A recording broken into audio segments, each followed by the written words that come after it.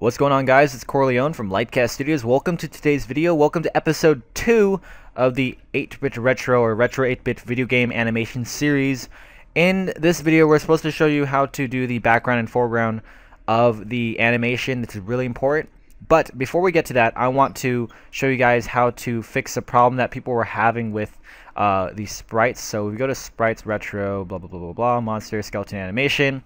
My animation is blurry, and I apologize for that. In order to fix this, what we want to do is click File, Open, and we're going to open the datasheet and start from scratch again. There's two different ways of doing this. Simply select all of it, or select part or a character file piece, and then click New, Untitled. Make sure the width is set to the right thing. It's usually set to background is set to white. We're going to leave that at white, and we're going to click this to base. Make the width about 50, and make the height about 80. Click OK. Control V, and we're going to delete the background first to make sure it's transparent. Click File, Image, Image Mode, Index Mode, and click OK. And it blends and deletes the background because it was the unseen layer. And by default, it's set to black and white in the forest. And then click OK. Actually, you want to make sure it's set to none. That's what I meant to say. And so now you have it set to the right proportions, and then now you can go to File or Image Size 400%, and it'll change it to the right piece, and you'll notice that it's not blurry or anything. And then you want to click File, File New, and we're going to make this the skeleton animation. Click OK, and let's just make the background transparent. Click Control V.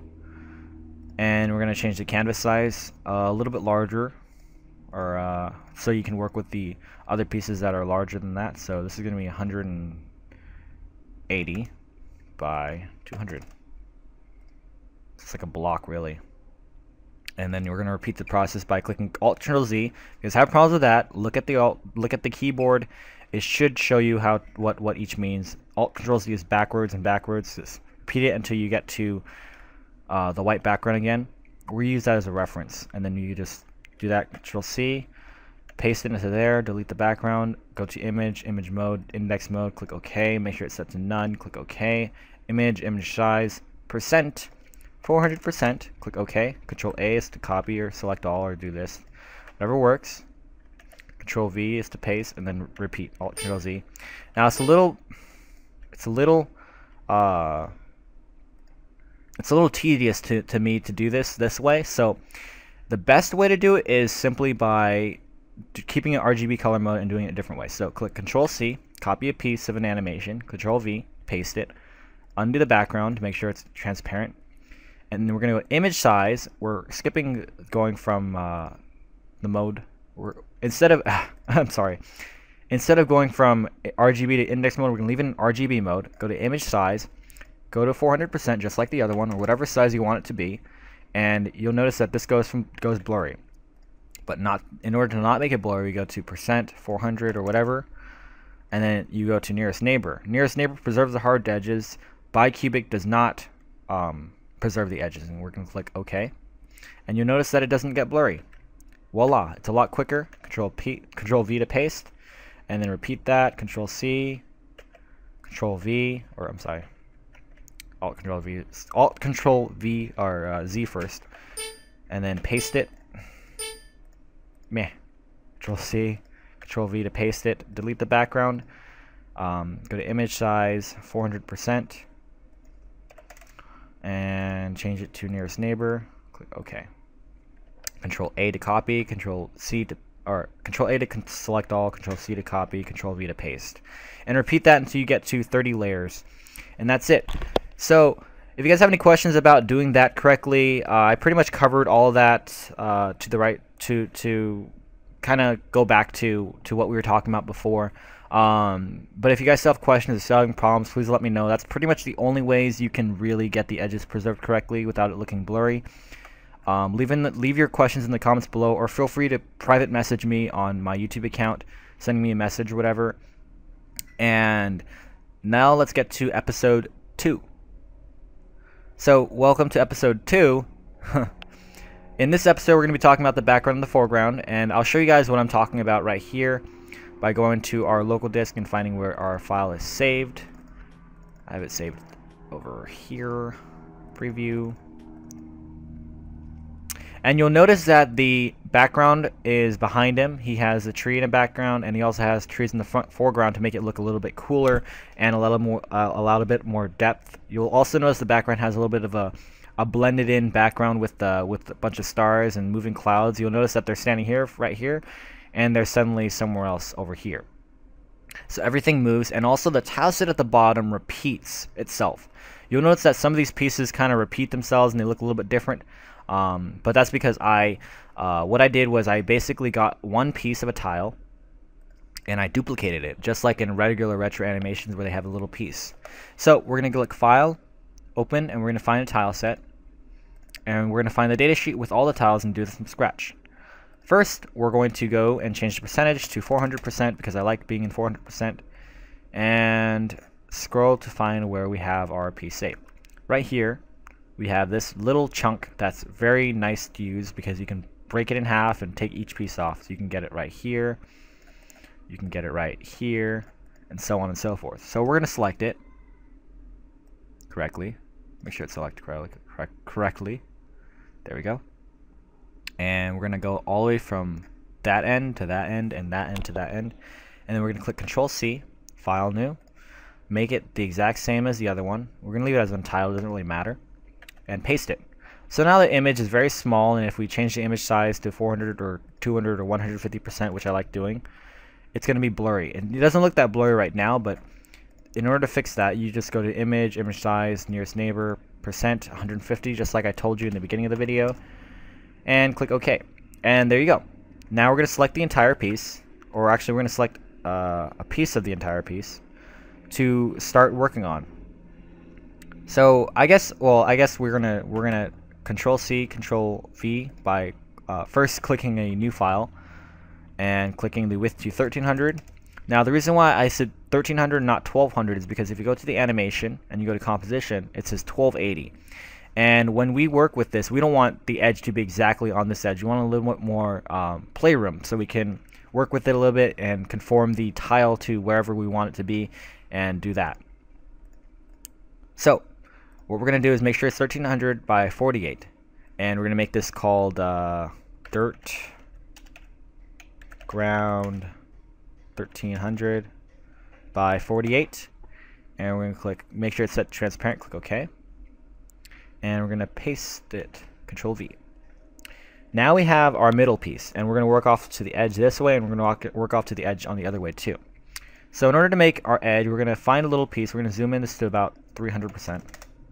And we're going to basically go right here, select that, Control C and Control V. And you'll notice that when we move in a little bit more, we can just blend it in like that. And that's how I've been doing it for a while. So you can just repeat that until you get to the edge. Control C, Control V, and then paste it, or just go to Control V and paste it and drag it over, and paste it and drag it over, just like that. Pretty simple. But we want our edge right here, so all we need to do is use our eraser tool and erase some of this so it looks nice and even, just like that. See? That's it. Now we repeat this with the other side as well. So we simply go to this, select the other side, but first we have to flip it to make sure that this edge is facing the other direction.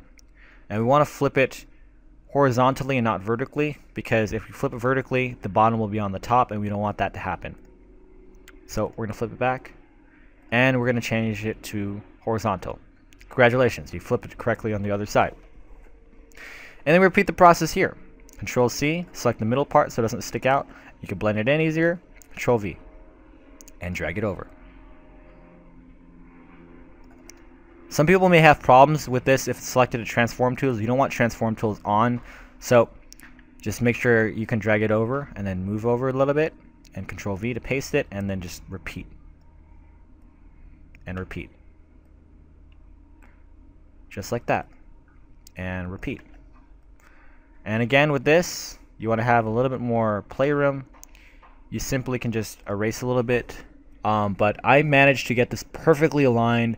But if you had messed up, you just simply erase it like that, and you can figure it out like that.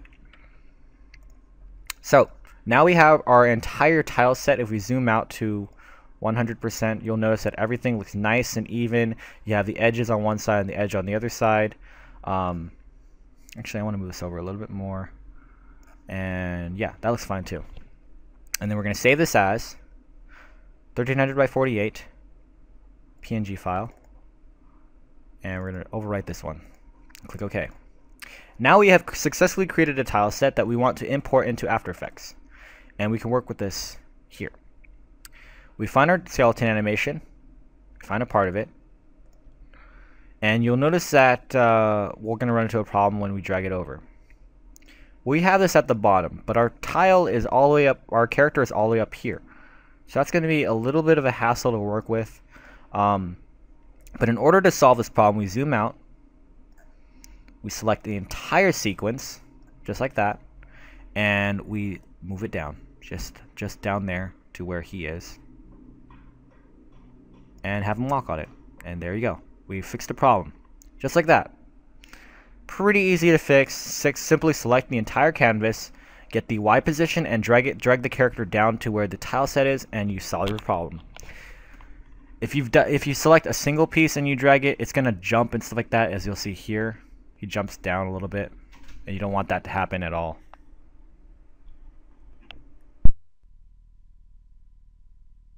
Sorry about that. Somebody walked into my room.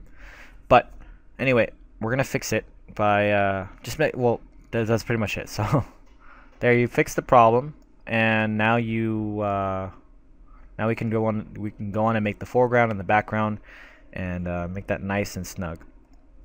So in order for us to make the foreground or the background, I guess we're gonna make the background first. We can close these now that we have it all nice and even, nice and saved. And we're going to go to File, Open. And what we're going to do is go to our background. So we have a background image, we have stars, and we want to turn this into this. And it's pretty simple to do. All you need to do is simply go to Large Stars Background. And first off, if you want to make this nice and pixelated, you usually like to turn the intensity up and down a little bit.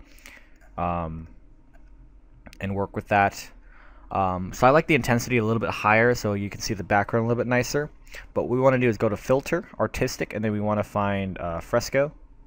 And you'll notice that the image gets nice and simple.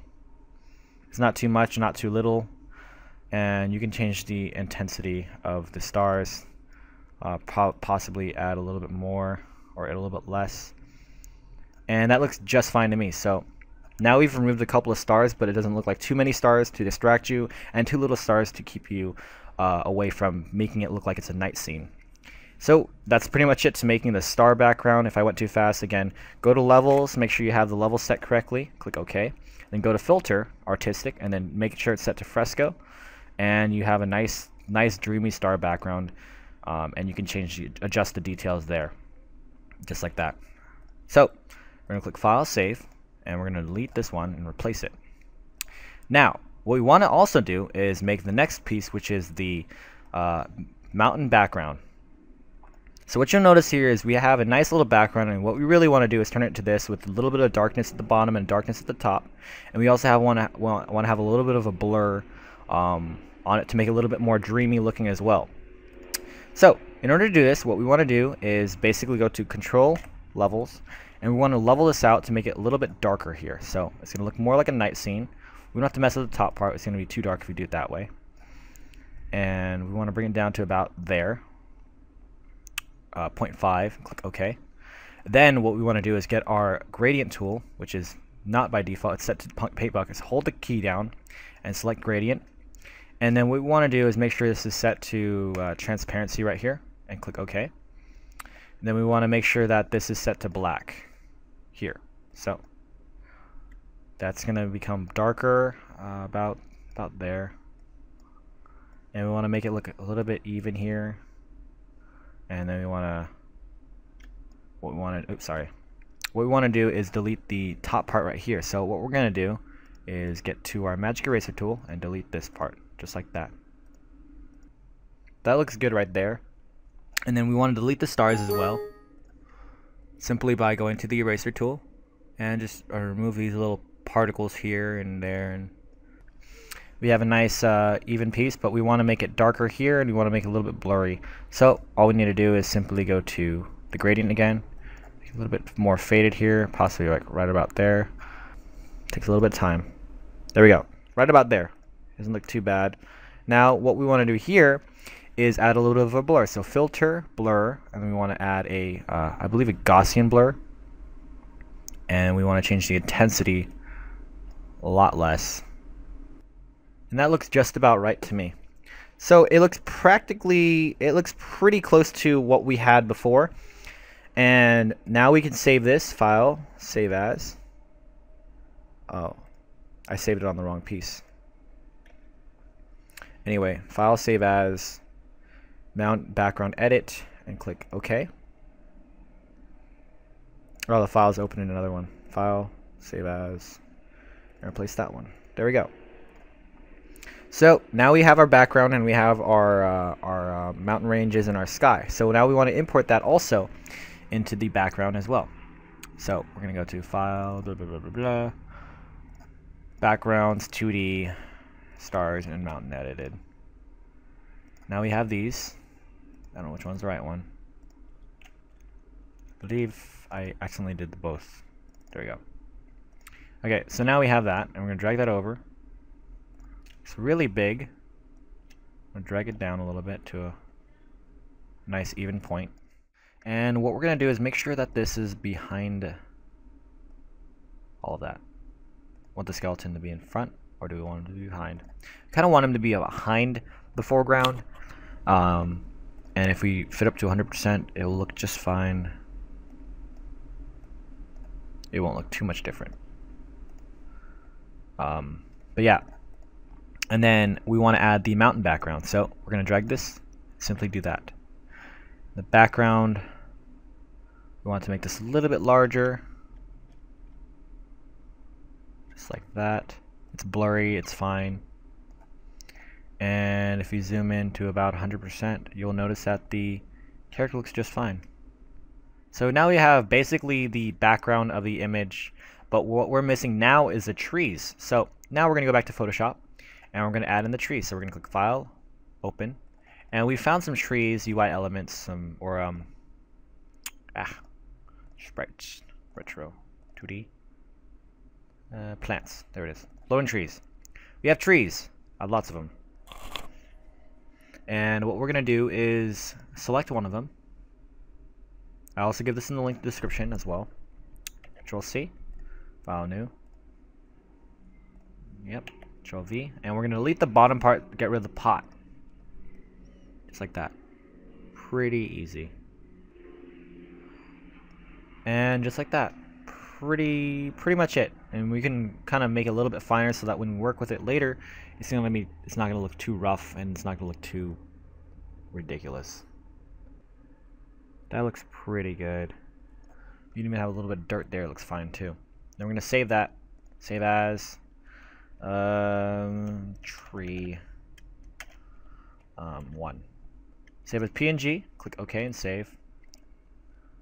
And then now we can import all those trees into After Effects. I used the tilde key to go into full screen, which is a little squiggly next to the 1 button. And then we go find our stuff. So we're going to sprites, retro, 2D, plants, tree 1. And we're going to import that and then just work with that. I got a couple of those actually. So fit up to 100%. There we go. And move it. Oops, wrong thing to remove. You want to lock these layers first. Then you want to move it. Probably put one there. Control C, Control V. Put another one over. Oops. Control C, Control V, V. And just kind of put them in different spots. Just like that. Maybe move it over a little bit more. Maybe a little more here. Maybe another one over here. Maybe another one over here, you know? It's not exact, it's not precise, but it does the job. And we want to put some of these behind it as well. So what we're going to do is drag this one. We're going to make a new composition first. We're going to make a new composition. It's going to call it background. And we're going to drag the skeletons. We're going to move some of these trees over. So we're going to put this with this in the foreground. This is going to be in the background. So we're going to drag this over here and put it in the background. Move it up a little bit. And then this one's also going to be in the background, so we're going to move it back here as well. Move it with this one, and move it up a little bit as well. Just like that. This is also going to be in the background. Move it back here, and move it up as well. We have successfully created a background scene. Congratulations. Very simple, not too much to do.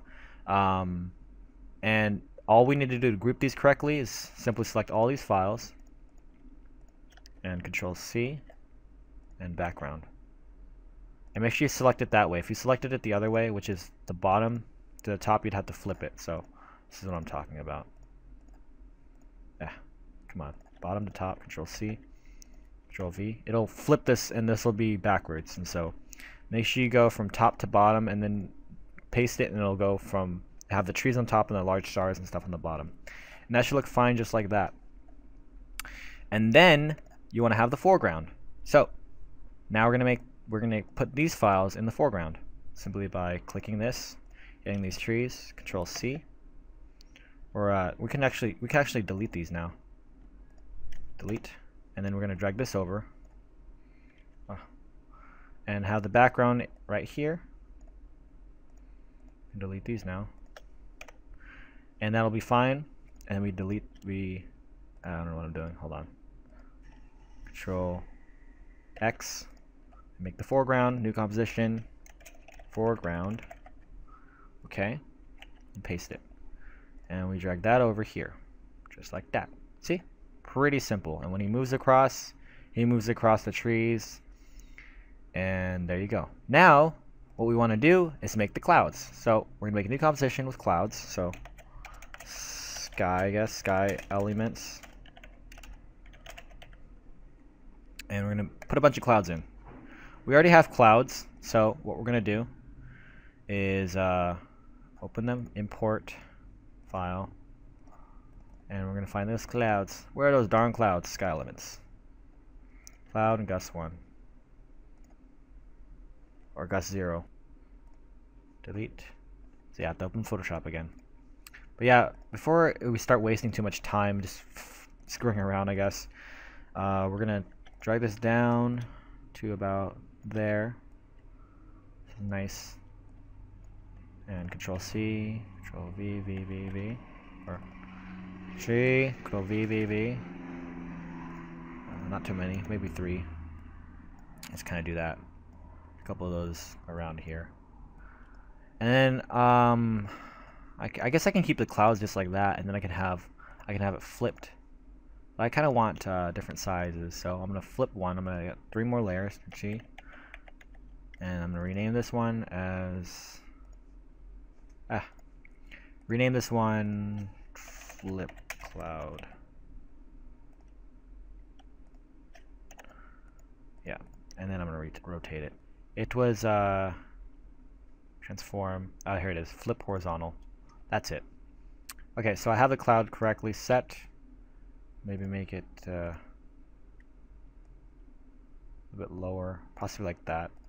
And then we want to make this one a little bit more, have a little bit more opacity, maybe a little bit more faded, and then we're going to copy and paste it. So Control-C, and then move this one over here with this one, and this one over here with that one, and change the opacity of a couple of them. You know, make them a little more random than they should be. And then this one could be like. This one could be a little bit lighter, or a little bit darker, you know, maybe not too much. This will be like really,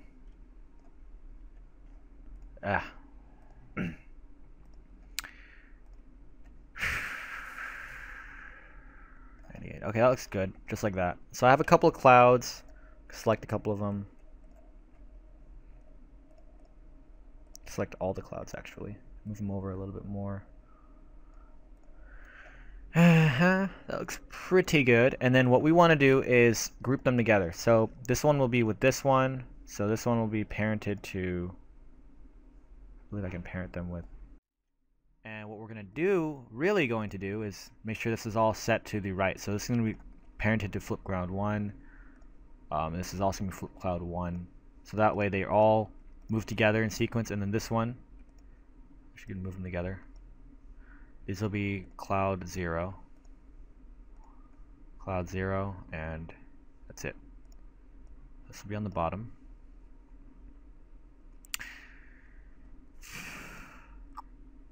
And that way, when this moves, this will move. They'll move that way. Oops. Whoa, what happened? Okay. So now we're going to transform this by clicking position at 0. And the position will be right there. You don't have to move it too much or else it's going to look a little too unrealistic. We'll move them too much. And maybe add a position somewhere like there. Yeah, so it kind of moves there, you know? And we're going to do the same with the flip cloud one. Make sure they're parented correctly or else it's going to look really weird. Set the position at 0, and then this one's going to move probably over here. And right here it's going to be right there. So now when they move, they're going to move like that.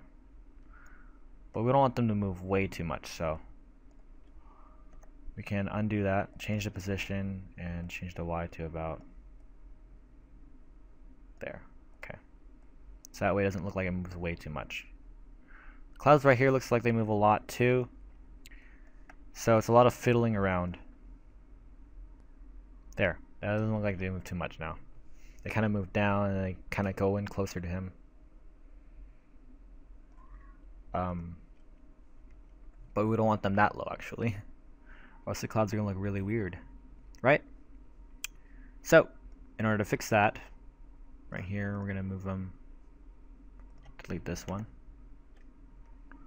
Move this position a little bit higher. Possibly up here. Click OK. And then we're going to do the other one too. So we're going to lock these so we don't have to move with them again.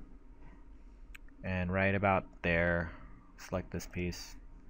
Move it up a little bit higher. That way it doesn't get in his way. So we fixed the dragging and that part. Now we're going to animate the stars a little bit.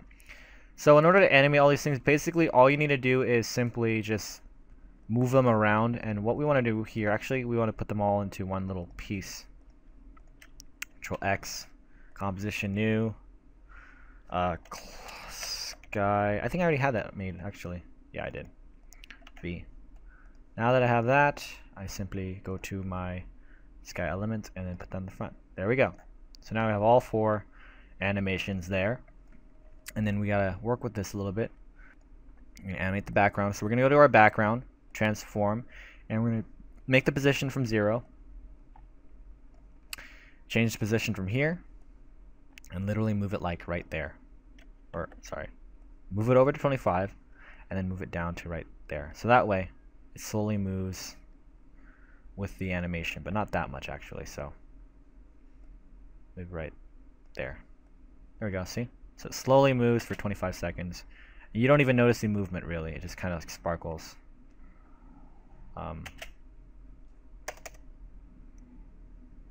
Yep. Maybe a little more than that too.